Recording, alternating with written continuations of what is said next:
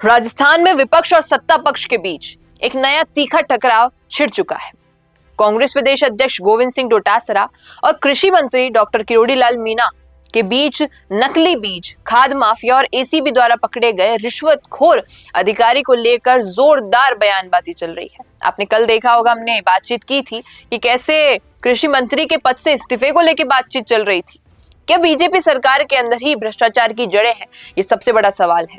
या फिर कांग्रेस पुराने घोटाले से अपने ध्यान भटकाने की कोशिश कर रही है? आइए विस्तार में समझते हैं। राजस्थान राज्य बीज निगम के निदेशक जुगल किशोर बिश्नोई को एंटी करप्शन ब्यूरो यानी एसीबी ने हाल ही में बड़ी रिश्वतखोरी के मामले में क्यों गिरफ्तार किया? एसीबी की छापेमारी में उनके घर से 1,59,00,000 रुपए और उनके रिश्तेदार स्वतंत्र जानी यानी जो उनके भांजे हैं उसके पास से 85 लाख रुपए बरामद हुए। कुल 2,44,00,000 रुपए की रिश्वत का मामला सामने आया। और सबसे बड़ा ट्विस्ट यह है कि ये अधिकारी नकली बीज प्रकरण में किरोड़ीलाल मीणा के साथ छापेमारी टीम में शामिल थे। कांग्रेस ने उनकी फोटो और वीडियो जारी कर बहुत सवाल उठाए हैं। मंत्री के साथ छापा मारने वाली ही रिश्वत ले रहे हैं तो असली खेल कहां है? ये सबसे बड़ा सवाल है। और डोटासरा का हमला क्या है वो सुनिए आप। गोविंद सिंह डोटासरा और जो आईएनसी राजस्थान का अकाउंट है उससे बहुत ज्यादा तीखे अटैक हो रहे हैं। बहुत कुछ लिखा जा रहा है, बोला जा रहा है। सबसे पहली बात तो ये कि 500 करोड़ तक की उगाई का सिस्टम था, प्यादे पकड़े गए, लेकिन असली चेन ऊपर तक कहां है ये बात समझ नहीं आई है। क्योंकि हर चीज के पीछे एक मास्टरमाइंड है और वो मास्टरमाइंड कौन है ये जानना बहुत जरूरी है।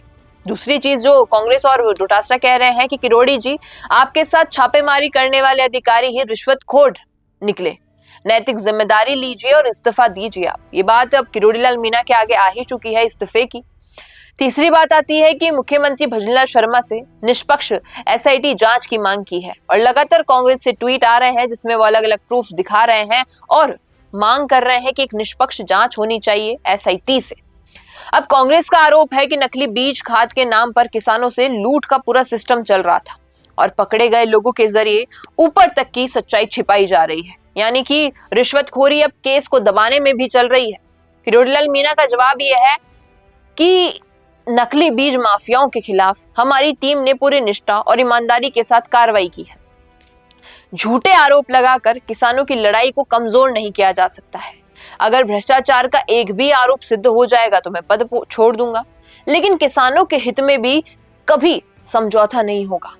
आईएनसी जो राजस्थान का पेज है उससे मीणा ने पहले भी डोटासरा पर पलटवार करते हुए कहा था कि नकली बीज खाद का जो रैकेट है कांग्रेस शासन में शुरू हुआ था और अब वे उनके एक्शन से बौखला रहे हैं। यानी कि किरोड़ीलाल मीणा का कहना है कि कांग्रेस करती थी करप्शन, हम तो सब कुछ अच्छा कर रहे हैं और हमारे इस एक्शन से कांग्रेस डर रही है कि उनके काले चिट्टे सामने ना आ जाए। अब पृष्ठभूमि और पिछले महीनों का सिलसिला ये भी जान लीजिए आप। पिछले कई महीनों से किरोड़ीलाल मीणा नकली बीज और खाद फैक्ट्रियों पर लगातार छापेमारी कर रहे हैं। गंगानगर में की, बीकानेर में की, अजमेर में की और भी बहुत ऐसे बड़े ऑपरेशन हुए जिसमें कई सच्चाइयां सामने आई।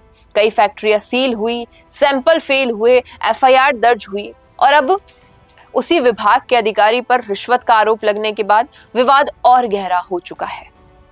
कहीं ना कहीं ये सारी चीजें एक राजनीतिक मायने से देखी जाए तो बहुत कुछ कह रही हैं।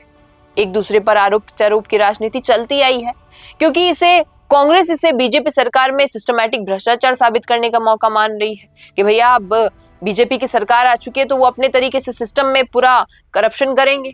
बीजेपी इसे कांग्रेस के पुराने घोटाले, कई घोटाले हैं उनसे जोड़कर जवाब दे रही है कि भैया आपके टाइम पे देखा आपने क्या हुआ था, हमारे टाइम पे जो हो रहा है उसके बराबरी में कुछ नहीं है। किसान वोट बैंक का बहुत ज्यादा असर पड़ेगा अगर दोनों पक्षों में ऐसी लड़ाई देखने को मिलेगी और किसानों का हित नहीं रहा इसमें तो वोट बहुत ज्यादा बढ़ जाएंगे। अब देखिए, क्या एसीबी पूरी चेन खोलेगी? ये सबसे बड़ा प्रश्न उठता है। क्या किरोड़ीलाल मीणा इस्तीफे का ऐलान करेंगे या फिर वो मांग करेंगे कि जांच और हो या फिर जो जांच की गई है उसको मान लेंगे? मामला अभी गर्म है और दोनों तरफ से बयानबाजी जारी है। आप क्या सोचते हैं इसमें? लिखिएगा कमेंट में। बिजनेस अच्छा हो सकता है, लेकिन अगर नाम नहीं दिखा तो पहचान कैसे बनेगी?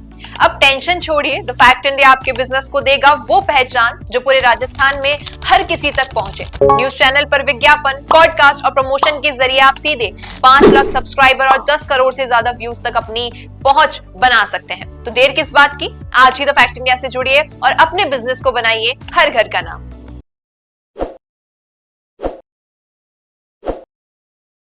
ताज़ा खबरों के लिए विजिट करें द फैक्ट इंडिया की वेबसाइट और डाउनलोड करें द फैक्ट इंडिया ऐप।